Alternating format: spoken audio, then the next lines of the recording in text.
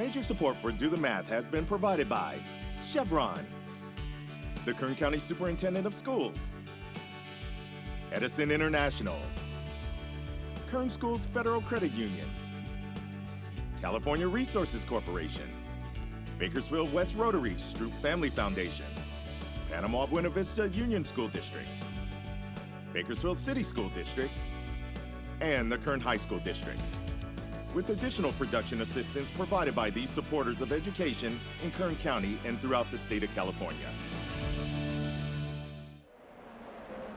Coming to you from the AC Electric Arena in downtown Bakersfield, it's quarterfinal action at the Robot Rumble. Today, the Washington Hornets and Dingo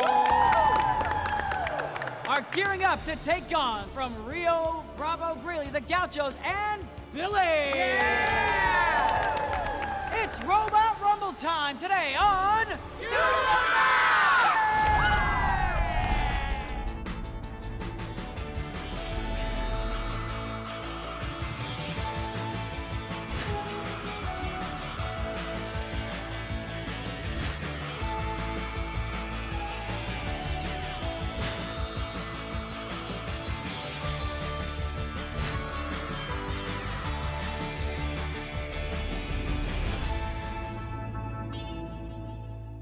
Well, good afternoon and welcome to Do the Math. I'm Michael. And I'm Scott. And in studio with us right now, we have Melanie, a fifth grade student from Quailwood Elementary. And Melanie, if somebody wanted to get a hold of us, what would they need to do? For math homework help, call in Bakersfield 636-4357. Toll free 1-866-636-6284. Email dothemath@kern.org. We're online at dothemathonline.net. And on social media, Facebook, Instagram, Twitter, and YouTube. That was perfect. A lot of different ways to get a hold of us, isn't there? All right. Well, we do appreciate you coming on the program today. And before we get started, let me ask you a little bit about school. Now, you're at Quailwood. So it's the Quailwood what? Like, what's your mascot? Cougars. Quailwood Cougars. And you've been a Cougar for how long? Since kindergarten. Since kindergarten. And do you go to sixth grade there next year, or do you go to a middle school? Sixth grade. So you go to sixth grade next year there. Now, what do you like best about your fifth grade year at Quailwood right now? We have like good behavior assemblies. Good behavior assemblies. And have you had the opportunity to go to one of those? Oh, that's good. I think I'm glad we have good behavior student in here. Now, how often do you have those? Like once a month. Once a month? About. So you're always there, right? And that's new this year, or has it been going on for a while? It's been going on.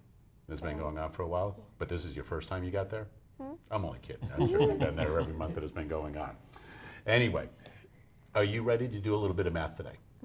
Because I know that you brought in some homework. This is some great homework, and you've been working a lot with decimals, it looks like. So we have one problem up there that we're going to have you and Scott work on first, okay? So head on over to the board quickly. And the question is, Bob and Ling are playing a number pattern game.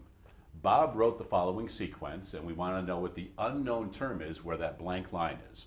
So explain to Scott how you would like to solve this problem, and if you need some help, he's right there with you.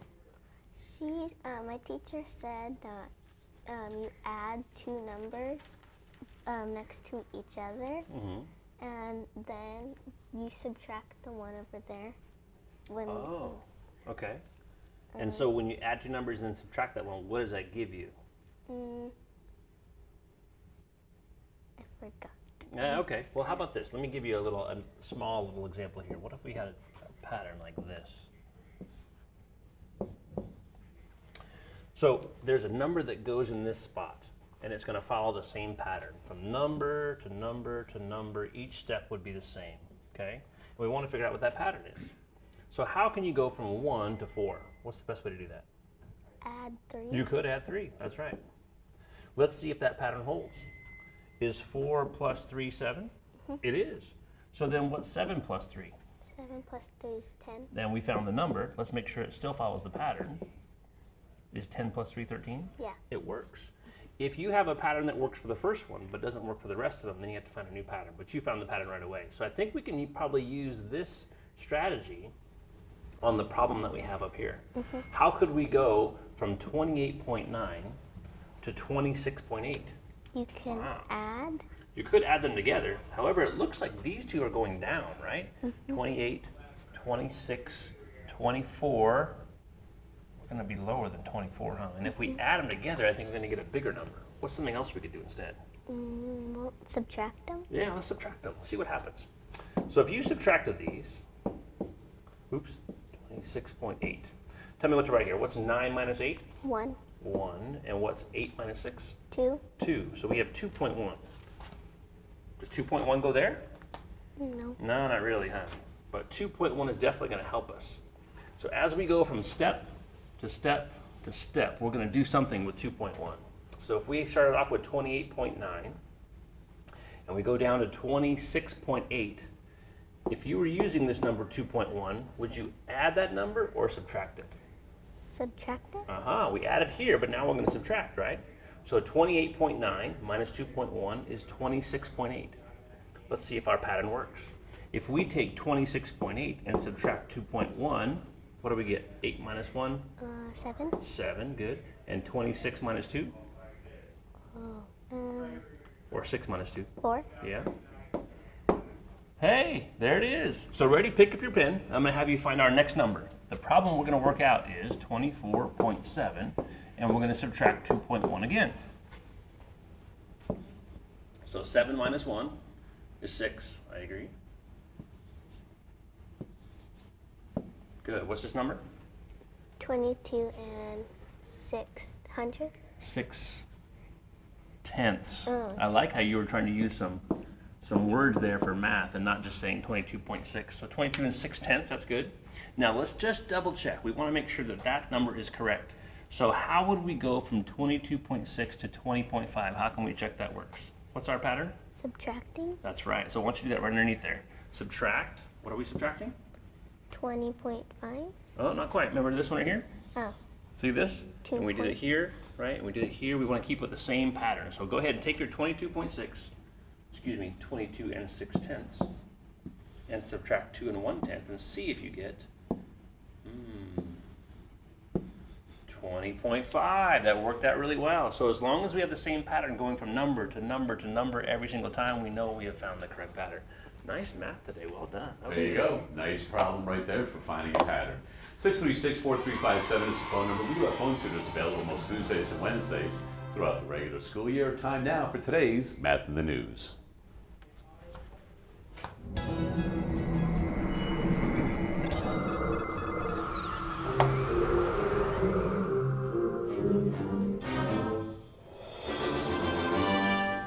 All right, so today's Math in the News actually has to do with, well, I took this out of the newspaper, but it wasn't actually news per se, but it was in the comics section. Do you ever read the comics, funny pages or something like that sometimes? Sometimes. Sometimes? Well, here's one that I found in the newspaper. Let's take a look at it. What a deal. If we use their store card, this coupon will save us 15%. Yeah, of course, they charge us 22% interest, so saving 15% is really costing us 7%. Boy, math is such a buzzkill. There it is. I dare say it's not a buzzkill, all right, because you need to know these things. That's right. So that's the comic that brought this to mind. So I was at the CSUB volleyball game the other night, and they had the flyers out. And what you can do is you can purchase season tickets.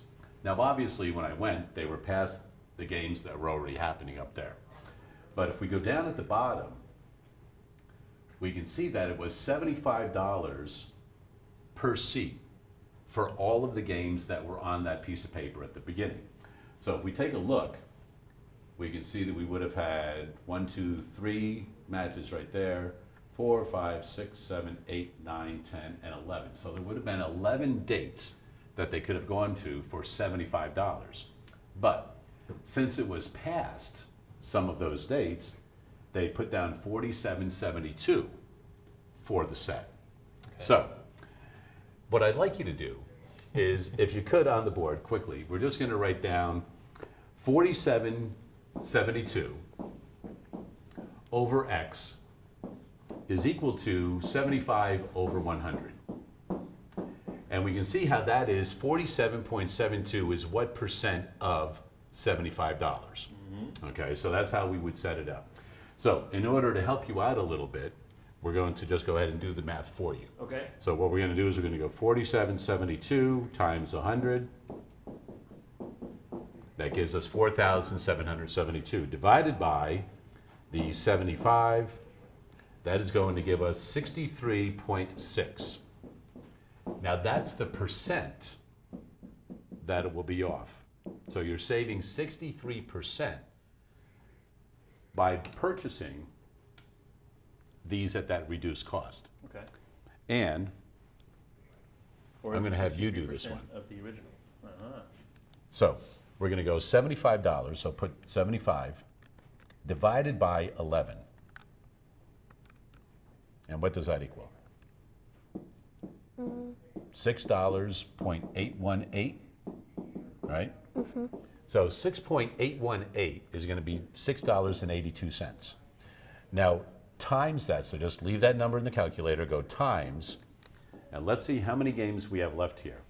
We had 1, 2, 3, 4, 5, 6, 7, 8. So times that by 8. Okay. And then we can go 4772. Now let's see how many were left. So let's times it by 7. So go 682 times 7.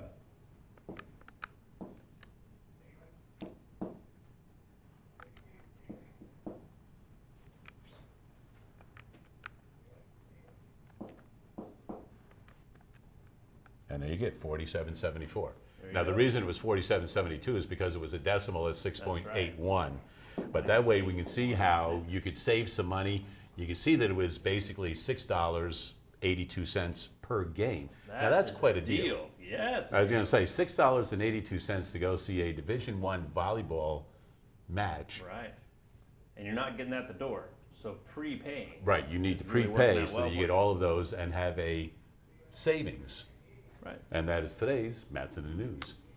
636-4357 is that phone number. We do have phone tutors available until 5:30. But right now, as we saw earlier in the program, it is time now to head out to AC Electric, visit with Devin, and check out today's Robot Rumble.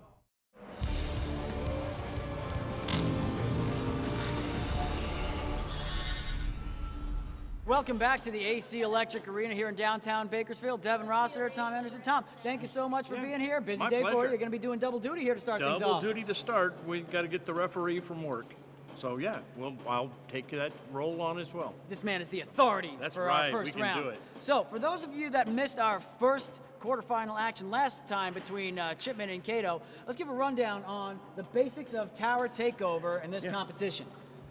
Well, all of those cubes count for 1 point.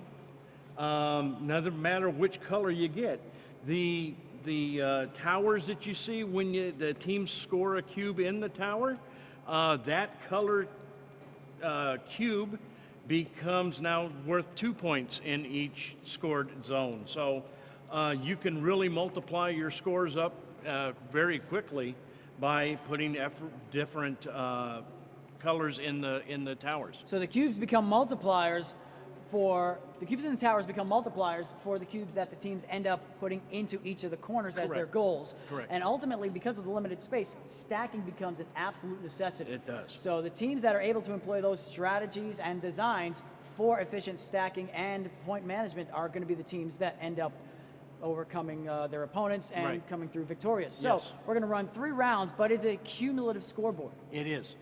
So It we're going is to run through, and the team with the most points at the end of our 3 rounds will move on to our grand final in March. Yes. Now, if we do have a tie, because last time, We had a very tie. dramatic, Yes. we're going to have 3 rounds, so we're going to see who comes out on top of each individual round, Correct. and that'll be our tiebreaker. Right. If it is still tied, like last time it was, we had a team with 1 win, 1 loss, 1 tie, One tie. that's when we would go into our overtime Oh, again. yes. It's happened before, it could It happen could again. happen again. And it's really exciting this time because this is the first quarterfinal we've had where we have 2 very different designs for our robots. Correct. Yes, which is really exciting. It'll be neat to see which one it will prevail. Well, I don't think we should waste any more No. time and no more hesitation. I think we're ready to kick things off, Let's Tom. get it going.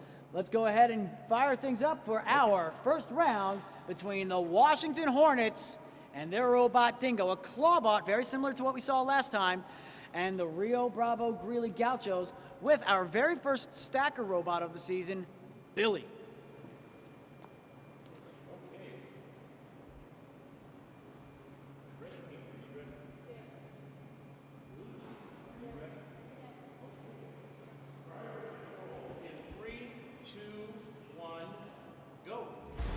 Underway, 1:45 each round. Washington looks to push 2 greens together, but we have our first stack.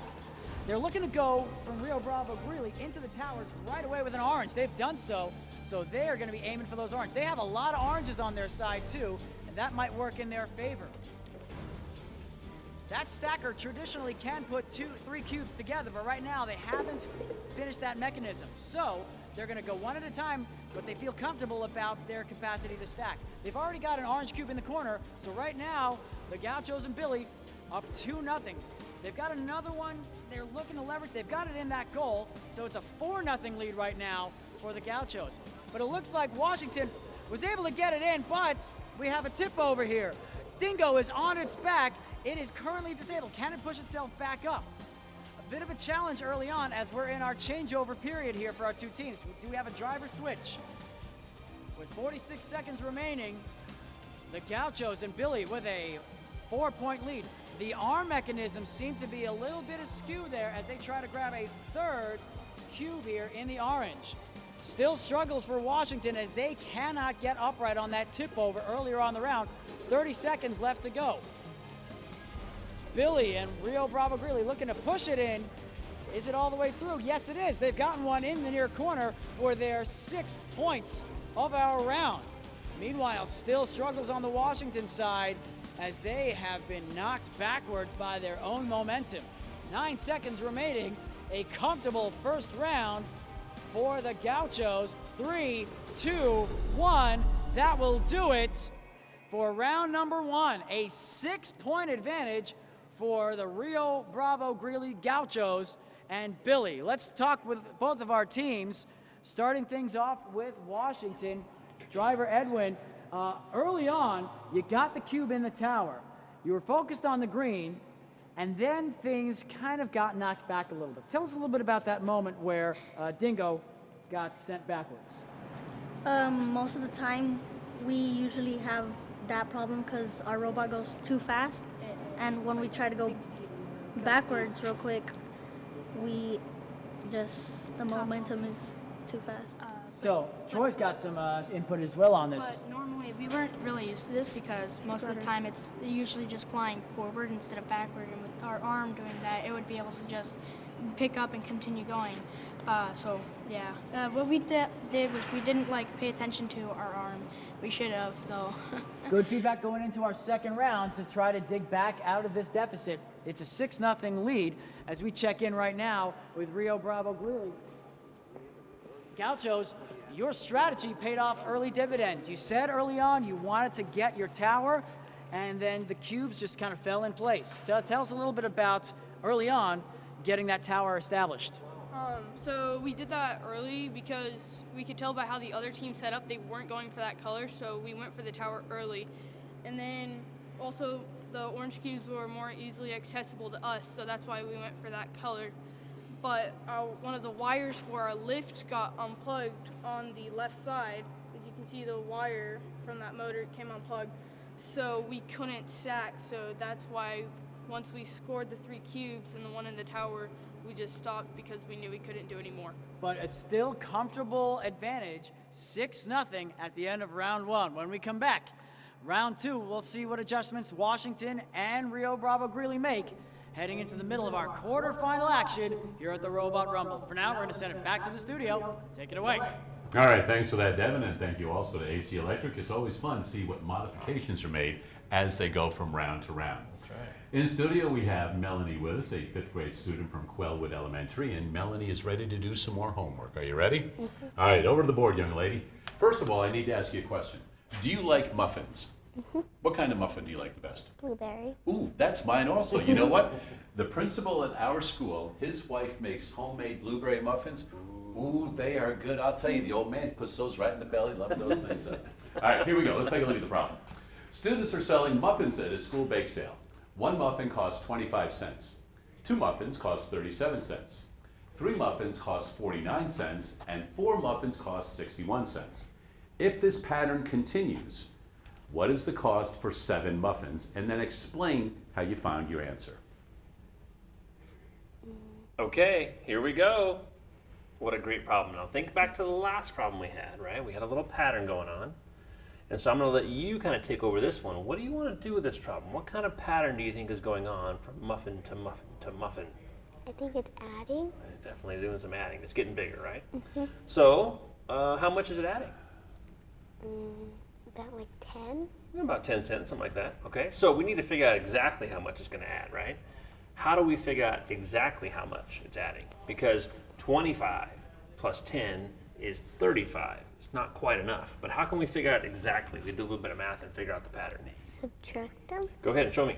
Pick up that red pen and show me what we're going to do. Which numbers are we going to subtract here?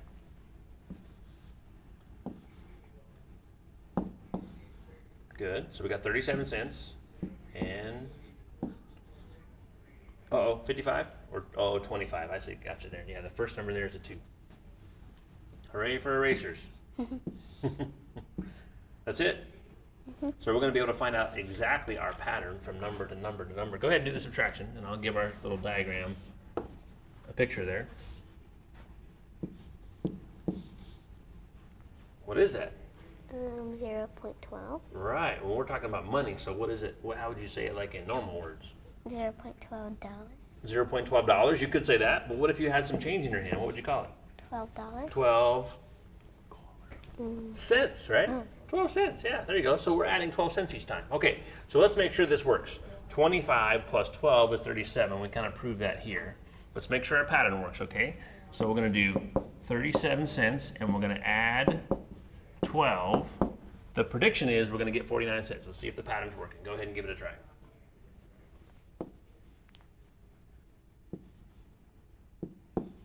Okay, now you're going to make another big prediction. Ready? If you were going to add 12 cents to 49, what should you get? 12. If you added 12 cents, right? So we got 49, and you added 12 cents, what should you get? $61. And that's $0.61 or 61 cents. Show me. Can you do that? 0.49 plus 12 cents?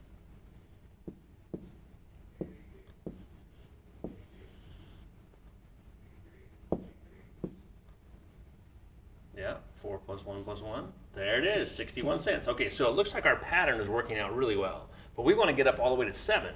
So tell me what your strategy is now to get all the way to 7. Because right now we're at 4 muffins, 61 cents, but we want to know how much 7 muffins are. Do you have an idea what you want to do there? Add 61 cents. 61 cents to what? What do we add to it?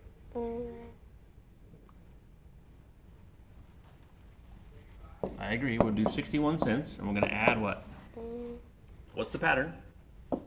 Add $12. That's right. 12 cents, right? Okay, do it. 61 cents plus 12 cents.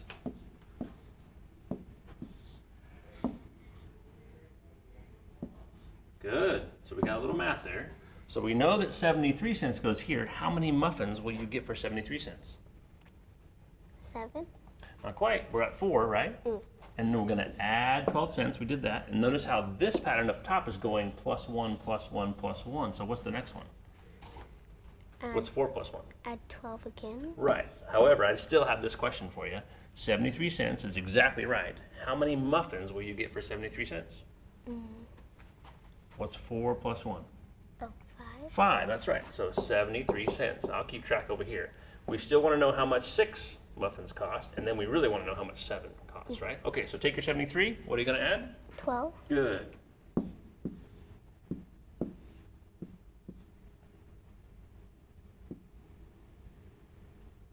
3 plus 2, good, is 5. Tell us what you're doing there. 7 plus 1 is 8, good.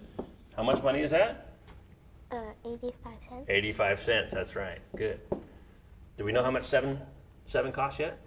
Almost, we're so close. I'll give you a little bit of room over there. Ready? Take your 85, you're gonna add one more time. What are you gonna add? 12. Ah, good idea.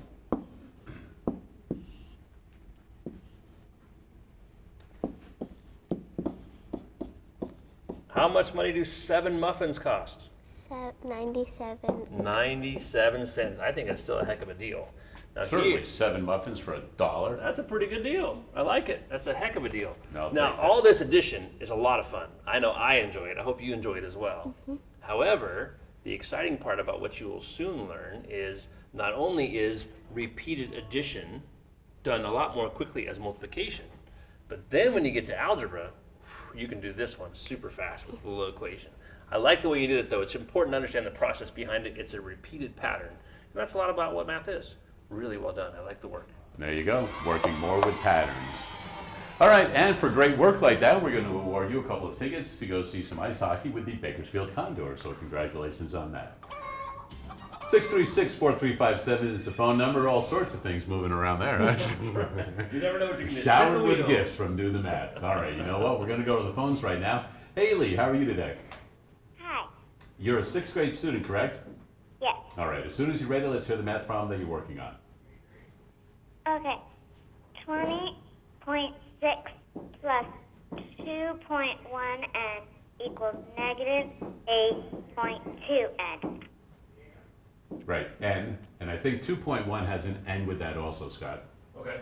So look at it again, Haley. Is that exactly the way the problem is? Yes. Okay. Okay, Haley, what do you want to do here? I like this problem a lot.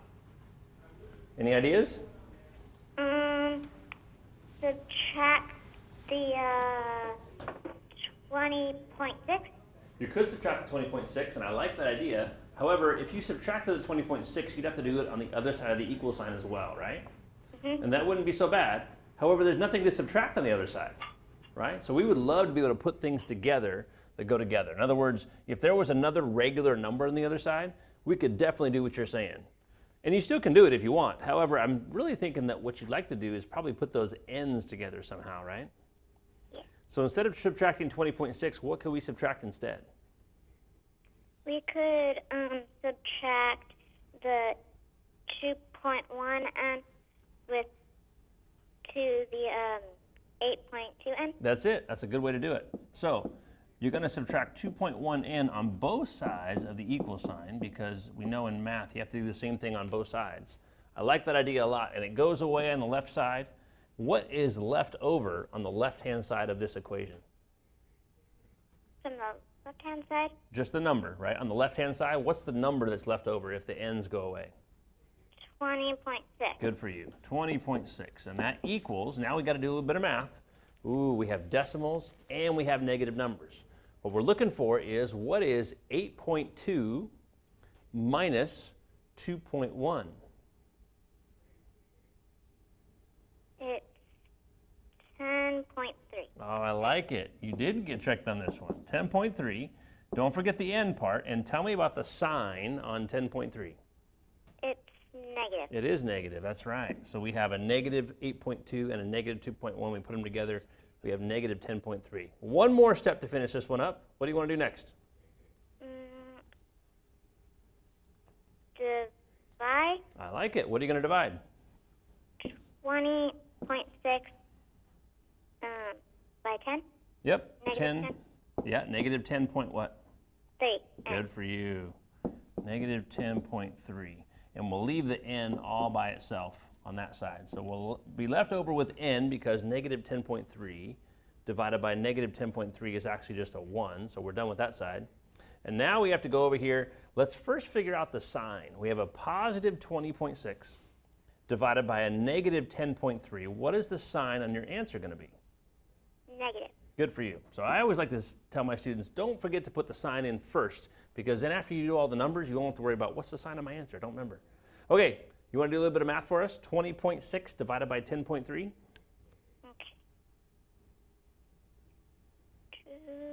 2. And the lucky part is?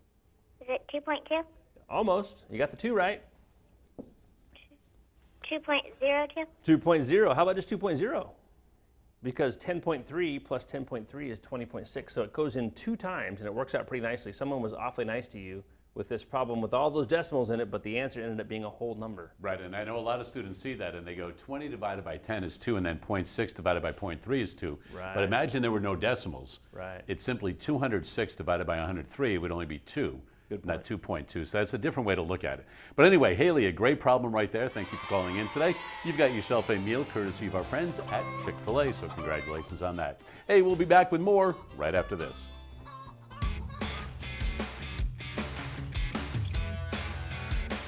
Today we're at Fraser Park Elementary School, home of the Bobcats, and we're here to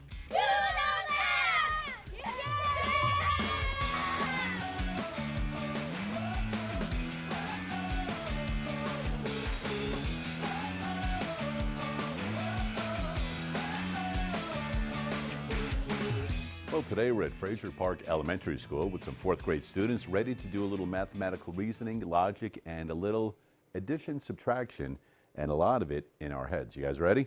Yeah. All right.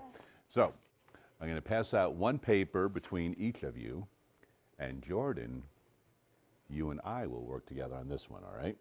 So here are the rules of the game. On the top, you see that the highest number is 56, and it goes all the way down to the number 1. When it's your turn, you may cross out, starting at 56, 1, 2, 3, or 4 marbles, okay? So you can mark off any amount you want. So if I mark off 2, Jordan then goes and she can mark off 1, 2, 3, or 4. It doesn't matter how many you mark off. The object is you don't want to be stuck with the last one. Does that make sense? Yeah. Okay, you do not want to get the last one, okay? So you guys can decide who goes first and who goes second. So you can mark off 1, 2, 3, or 4, but you do not want to take the last one. All right, so would you like to go first or second? I don't really care. All right, then you'll go second. All right, so here we go. So you guys go ahead and start playing. I'm going to mark off 4. Okay, so now you mark off however many you like to mark off.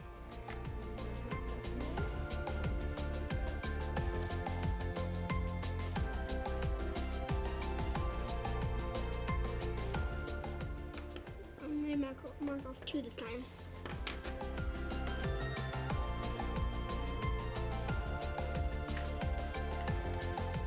Ooh, 3, all right.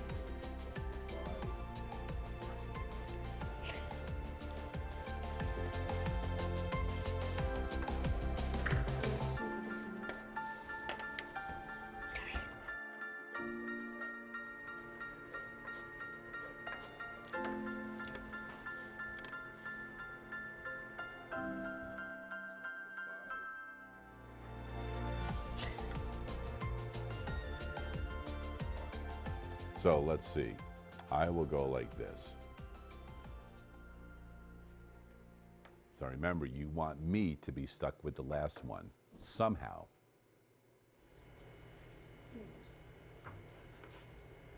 You wouldn't do 4 because...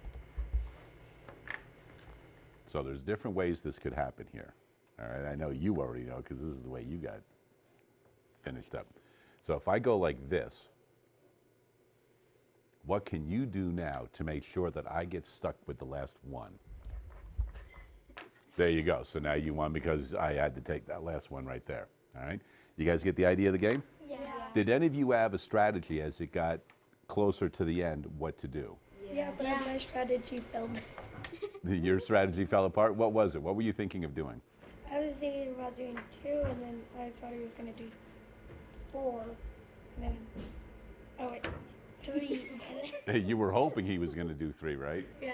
Okay, how did you think about this? I pretty much just did what I normally did. So I was right here, then I did 4, and then I made her take the 1. Okay. And did you have a strategy you were thinking about? Yeah. I was thinking about when once we got down to 12, that it would start getting a little bit more, like... Confusing? Yeah.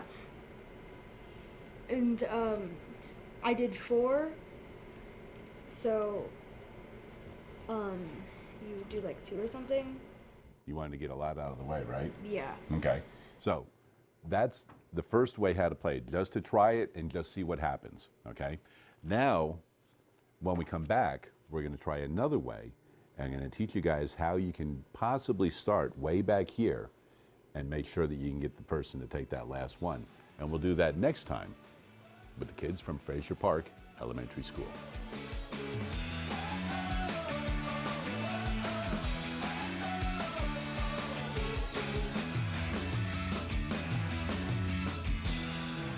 And a lot of fun we had with the students from Frazier Park Elementary School. We do have phone tutors available until 5:30 this afternoon. We have Melanie, a stellar 5th grade student from Quellwood Elementary, in studio with us today.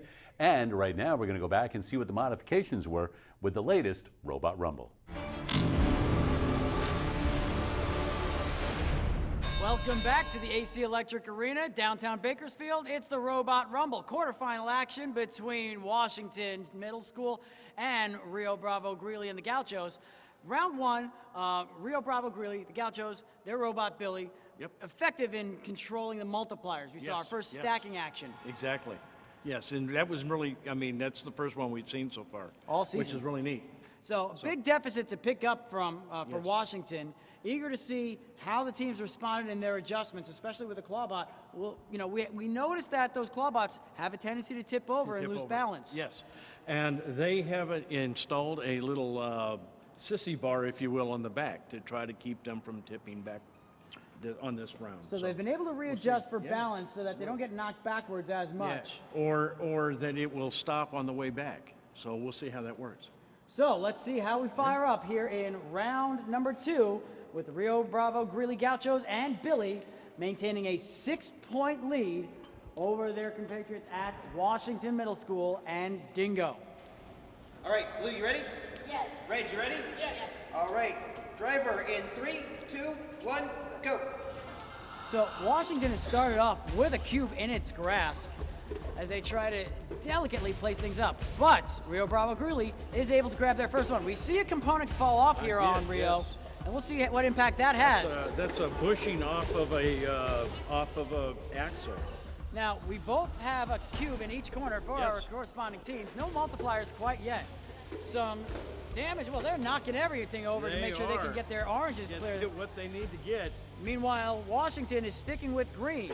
Let's see if we can get some additional cubes. They're looking for a stack here. They have to be very careful not to bring it out of the play area. Right. Rio's got there in their second in, and we have a stack here for Washington. Right. So both with 2 cubes in their goals with 1 minute remaining. Some more knockover action here. They may be desperate just to get any cubes, and we're going to have our driver switch over here. Washington has switched. Gauchos have switched. 47 seconds left to go.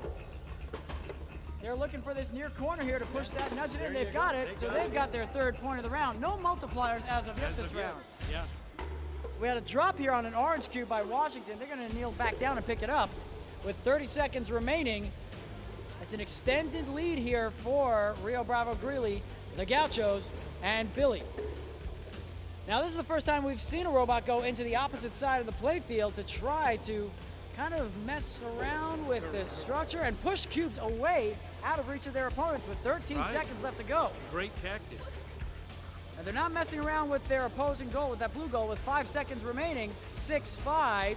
Let's see if you can get one more in. One final nudge. Can they get it into the goal for Washington? No! Wheel spin. And that will do it for round 2. No multipliers, no cubes in the towers quite yet. Right. But we noticed that Billy and the Rio Bravo-Greeley Gauchos able to extend their lead. So they've won both rounds so far. Yes. That's very important for our tiebreaker should we get to that. Yes. Tom, what are some of the things you noticed here in our second round? It seemed like the Washington Middle School team was really trying to make some changes and seemed to do well. They stacked, which we haven't seen before. That's right. The Gauchos, I think they've kind of went into the more of the just move them into those corners mode instead of going for the buckets. So we'll see how that works out for them. Let's check in with our crew here at Washington. Hey, we have our first stack of the season, and we're able to get points on the board. So it seemed like there was a differing strategy this time. Your focus was to get cubes in the goal as opposed to in the towers. Yes.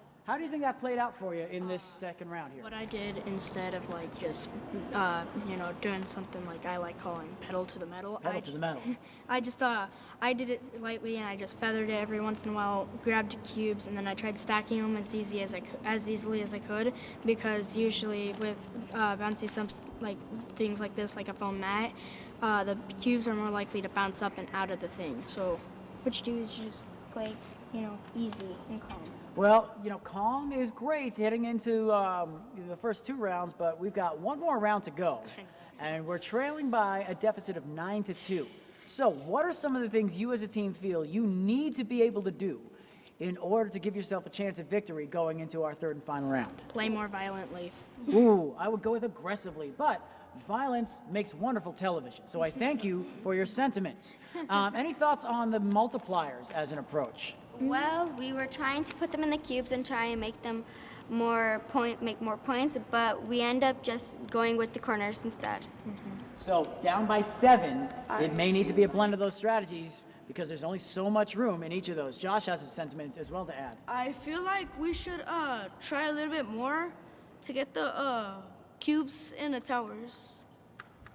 Well, knowing which color you have too, it seems like green's the way to go. It's what you've gone with thus far, so going to be a combination of both of these mindsets going in, trailing from behind as we enter round 3, checking in with our crew at Rio Bravo-Greeley, the Gauchos, and their stackerbot Billy. Now, there was a little bit of gasp as we saw our first damage of the season. Tell us a little bit about our piece here that fell off very early on in the round. I was taking a motor off earlier to tighten some standoffs that we were using to keep our lift from resting on the motors, and I forgot to put those screws in, so that came out. Understandable. We've all been there. Yeah. If you're a homeowner, you've ever had to install a ceiling fan, you know this life very, very well. Yeah. You eschewed the towers this round, but were very effective in utilizing both goals. And I'll notice you also made a foray into the opposing half of the field. So tell us a little bit about that mindset. Well, early on, we noticed that it wasn't really lifting. So Peter's job is to set it up for the second driver, before they could just push a cube right into the other goal. And so then they kind of just like nudged me to go into the other team and kind of push their cubes away. So that's what I did, and it seemed to work. Your coach, Mr. Brett McCune, came into this season, and it's his 4th that he's done robotics. He came with a challenge or a request or a plea. Please no clawbots. When you heard that, what was your reaction, and how do you feel like you responded as a team to that challenge? Well, we already had a design that we made over the summer, so we already had that design in mind. So when he said that, we knew he was probably going to say it, but we didn't really need to do anything. We already had our design. Well, this design right now has you with a 7-point advantage going into our final round. You've got control of the tiebreaker, so we're going to see if you can maintain that lead and hold off Washington on their final push. As we get set for round 3 here from the AC Electric Arena, we're going to send it back to the studio. Take it away. All right, well, it seems as though it's time to root for the underdog in this robot rumble right there. We do have phone tutors available until 5:30 this afternoon, as we do most Tuesdays and Wednesdays throughout the regular school year. Also, don't forget, email. We are at dothemath@kern.org. We might have an opportunity to answer one of those email problems. But first, we have Melanie ready to get back to work. Are you ready? All right, young lady, over to the board. Let's take a look at the problem together. The 4 highest scores on the floor exercise at gymnastics were, and we can see 9.675, 9.25, 9.325, and 9.5. The lowest of these 4 scores was, and it looked like you already circled 9.5. So explain to us why you circled 9.5, and then you and Scott can discuss this a little bit and see if in fact that was the lowest score. I thought they had like less numbers, and most of them had the higher numbers too. Right. And it's kind of a good way to look at it. And sometimes people look at these numbers and go, yeah, this has the fewest numbers. It must be the lowest number. Another way that sometimes people will look at it is if you took away the decimal, right? If there was no decimal all the way down here, and you just looked at those numbers, that would be the lowest number, right? Because it has the fewest digits, okay? Here's the deal. With this decimal place, it's always best when you're comparing decimals, at least it is for me anyway. I like to be able to compare these numbers together to make sure they all have the same number of digits, okay? What that means is the same number of numbers, okay? So can you think of a number here? This one has 1, 2, 3 digits after the decimal to the right. This one only has 2. What could we put in that spot right there that wouldn't change the value of that decimal? A 0. A 0, that's right. And so now we can compare these two numbers because they have the same number of digits. How many digits does this number have? 3. 3, yeah, so that's okay, so far so good. What do you think we're gonna put in those spots? 2 more zeros. Now we can compare these. If you wanted to take off the decimal now, if the decimal was gone, you could compare them just like you did before because they all have the same number of digits, okay? So if you took off the decimal, which one now looks like it's the smallest? That one? This one here? So tell me what number this is. Oh, she's going to change her answer. Is that your final answer? Tell me what number this is if this was a comma instead of a decimal. 9,250. That's right. So now that we know it's a decimal, tell me what that number is. Can you say that number? 9 and 250,000. Thousands. Good job. So now we know that that one is the lowest number of all 4 of them. The last way I wanted to show you that you could look at it is look at it going backward, or sorry, look at it going from left to right, like you would read, right? So they all have a 9, so far they're tied, right? Then go to the next place. 6, 2, 3, 5. Which one's the lowest? The 2. The 2. So sometimes it's wonderful to have all the same number of digits, but even if you don't, you can always look to the next place. This one is the lowest. All right, so now let's take a look at the next part of the problem. And they want to know what the highest score was. Aha. So now I'm going to stop talking and have you tell us what you're thinking. If you were going to get the highest number here, which one do you think it might be? That one up top. Why is that? Because it's bigger than all the other ones. How do you know it's bigger than all the other ones? Which numbers are you looking at specifically? Because if you're looking at 9, they're all the same, right? There's like a 6 and it's bigger than all the other numbers in the 10th column. Okay, in the 10th column, and I really like how you said that. So the 6 is bigger than the 2, and it's bigger than the 3, and it's bigger than the 5, right? And if you took off the decimal and compared the whole numbers, it would also be the biggest one of all. I like that a lot. So at the very end of the problem, we know this one is the biggest one, and this one is the smallest one, and the other two fall into place somewhere. The last thing that I would make sure that I would like to mention at the end of this problem is if you're going for the smallest number, you see how we added a 0? It wouldn't be a bad idea to keep the 0 in there, but you could also, if they were looking like a multiple choice problem and they said which number is the smallest, they might only have the 9.25. So just don't forget that 0 can be there or not, and it's still the same value. Great job. Nicely done. A lot of work with decimals today for Melanie, 5th grade student from Quailwood. And for your great work today, you've also got a meal courtesy of our friends at Grillin' Burger. Well, congratulations on that. Speaking of email, we did have a problem sent to us email. We will only briefly discuss the problem right now, and we'll reply to you on email. But it was a problem like this. There are school supplies that were 30% off.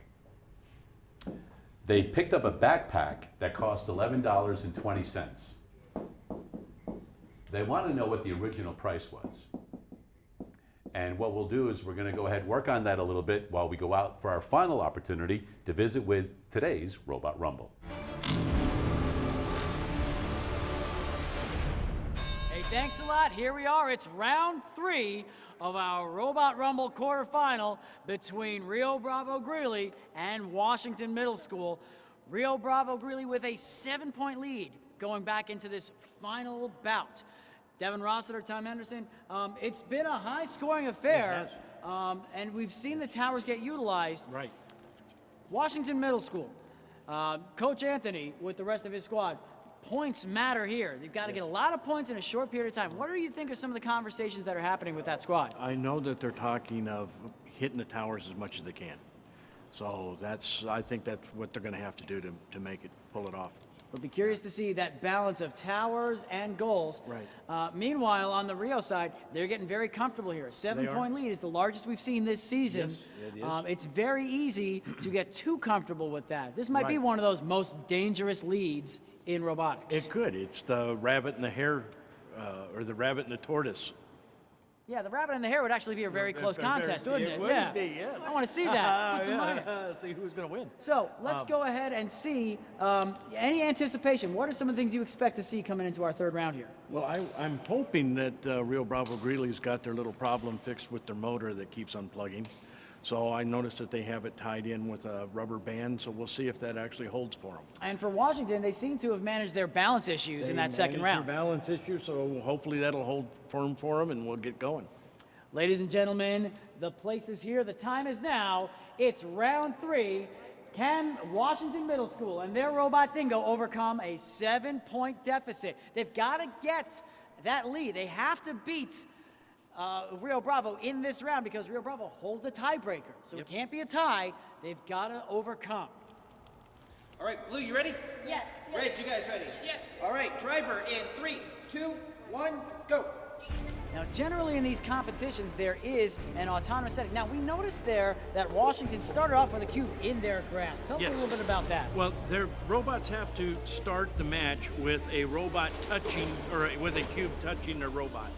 So they have a choice to just have it sitting next to them or in their grasp. Great insight as both teams get their first cube on early and often. We have a 2-cube push over here by Billy. Let's see. Well, it's only going to help them fit one in there, and having 2 might get them 1 in, but what do you do with that second? That's going to be the challenge. It's not going to count. We have an elevated grasp here on the claw. They're going to try to go for that tower. Let's see which one is within their reach with just over a minute left to go. Green is just about in from Washington. Can they drop it down? They've got it. So we've got a multiplier on the balance again. It is off and in its back as we need a driver change. Can they readjust and get back up? Devastating turn of events here for Washington. That's terrible. 42 seconds left to go, and it looks like Rio Bravo-Greeley, the Gauchos, and Billy have a comfortable advantage here. They've got 2 cubes in. It does, but it seems like the robot's still not working too well. But it's working well enough. They've got a second one in, so they've got 3 on the board, and it looks like they're going to try to see what they can do with that green, knowing they have the multiplier. Knowing that it has a multiplier with it, so they can score extra. 15 seconds remaining here. Spinning its wheels is Dingo for Washington Middle School. They're trying to nudge it in. That's not going to count as a point because it's got to be completely in with 5, 4, 3, 2, 1, and that will do it. Yep. With 3 additional cubes in the goals, that's going to give the Gauchos of Rio Bravo-Greeley 12 points on the day, and Washington did get a multiplier in with 1 on the board, so that brings their total to 4.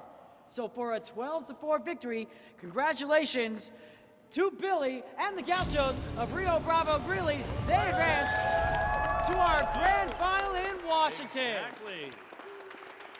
Let's check in here with our Hornets from Washington Middle School. Hey, everybody.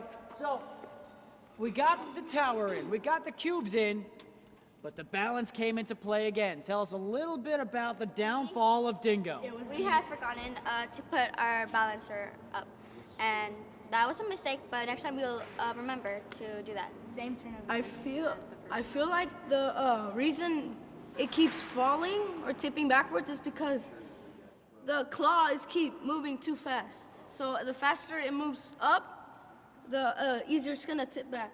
So perhaps there's some other design that would involve maybe a telescoping claw instead of a raising and lowering. And you've got all season because you are a big part of the VEX Robotics competition season long. This is not the final competition for you as a squad. So how do you feel this experience will support you going forward into VEX? It was like the same turn of events as the first time. We didn't pay attention, but we'll make sure that whenever throughout the rest of the season, we will we'll pay more attention to our arm and our claw and what we're doing and our communication as a team, really, because we weren't communicating, we were messing up a lot. We were just like, I got it on my own, and everybody else was just like, okay. And we never communicated. Well, communication is key. You got a full season, and we thank you so much for your commercials. And best of luck to you going forward from the Washington Middle School Hornets. And Dingo, best of luck to you. Let's check in with Rio Bravo-Greeley, advancing to our grand final. And gentlemen, It's only the second competition, but you are in the literal driver's seat because you have scored the most points of any of our victors. That right now puts you at the #1 seed. Tell us a little bit about that final round, trying to kind of play off of the green cube in their tower and using that to your advantage. Well, we didn't actually go for the green cube intentionally. It just happened to be there. But for some reason, one of our axles for our wheels came out. So that's why we were moving so slow along the wall here to try and push the cube into the goal. And the motor for the lift also got stuck again. So we're probably going to have to fix that. So with that aside, fixing the motor, readjusting the axle, you felt very comfortable in this space more than any other team we've seen so far. Using the wall to your advantage to kind of nudge things along, taking advantage of both goals, even exploring, disrupting some of the cubes on the other side of the field. How comfortable is this team in the tower takeover field right now? Very comfortable. We're in the top 10 for league because of a loss in our first round because we could not stack because one of our motors came unplugged. But overall, we are doing really good. Well, you put a great showing forward. Right now, you are the #1 seed. The other teams are going to have to catch up and surpass your 12 points to make sure they supplant you. However, you've got the control, and you've got all the way until March to work on that design and come back for our grand final of the Robot Rumble. There's going to be a lot of people looking at this episode to see what they're going to do to overcome Billy. So what do you think the rest of this season looks like going into March? A lot of time. How do you use it? Is it too much time even? It probably is, but we also have other competitions in there, but it will also allow us to tune our driving and get better at driving. Well, congratulations on your victory today. We look forward to seeing you back here for the grand final in March. Ladies and gentlemen, today's winners, the Rio Bravo-Greeley, Gauchos, and Billy. Let's hear it for our winners. That's going to do it for our edition of Robot Rumble, so we're going to send it right back to the studio. Can't wait for the next one. Take it away. All right, well, the next one will come up before we even know it. We want to say a big thank you to AC Electric, as well as Tom Henderson, being able to host, produce, and have everything set up out there for the kids with the Robot Rumble. Certainly a big, big thank you to AC Electric and Mr. Henderson. Well, you know what? We had that problem online, so let's quickly go over this, about 20 seconds or so. Yep, so we wanted to find what the total price was. It was 30% off, so we had 70% of that left. So I set up this problem here, and we use a ratio to figure out this problem here, right? Is over of, percent over 100. After you get your numbers all the way down the bottom, it makes sense that the original price was $16 and the sale price is $11.20. So 30% off of $16 is $11.20. $16 was the original price. There you go. And it's nice to see, because I'm glad that you wrote up is over of. And kind of explain that a little bit, because as students are reading the problem for the first time, it gives them an idea how to set it up. That's right. And so if you have any kind of percent problem that is written in this form, that's why I had to rewrite it, 70% of some number we don't know is 1120. So you have an is number here that goes along with the is. You have an of number that we don't know, and you always have a percent. You don't have to worry about changing decimals or any of that stuff. You can always use this ratio, is over of, percent over 100, to figure out whatever number is missing, whether it's the percent, the is number, or the of number. Works every time. There you go. That beautiful thing right there. All right, we do have phone tutors available until 5:30. We would like to say thank you to Melanie for coming in today. Did you have fun? Yeah. Good. You know what you are now? An ambassador for Do the Math. This is your uniform. We're going to go ahead, and I think we're going to look over at camera 3 over there. And Melanie is now going to tell everybody she comes in contact with about Do the Math. Can you do that for us? All right, easily done. All you have to do is wear your uniform. People go, hey, what's up with that shirt? And you go, hey, I was on that show. I tell you all about it. You do that? All right. And until we meet again, continue to do the math.